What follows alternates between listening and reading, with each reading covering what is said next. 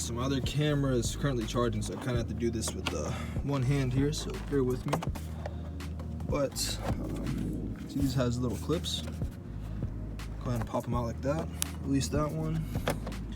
It's actually just that one, and then this whole cover comes off.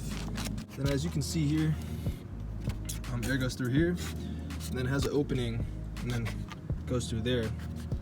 It doesn't make that right turn all fully, and then goes right into the intake.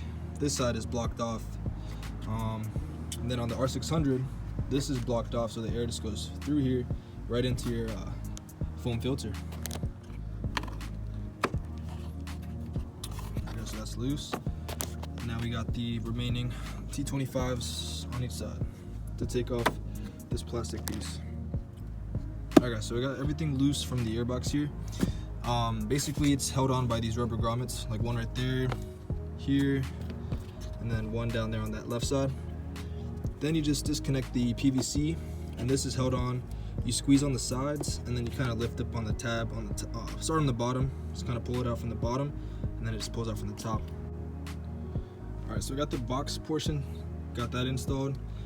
Rubber grommet, and rerouted the vacuum hose underneath that harness, so it pops out right there. It can connect to the back of the filter here. Look at that filter, man, that shit's awesome. Racingline. Boom. Alright, so here we have the filter installed. You can see it slides into this little groove and it sits in there. So that's how you know the bottom section is incorrect. That is the nipple for the vacuum hose. I had to plug that in. Slid this over the CTS silicone hose, turbo inlet hose. Now it's to throw the cover on and we are good to go. This is my first driving the car here, and damn, you could really hear the turbo spool up. It's fucking crazy. Like, we'll go to third gear. Alright.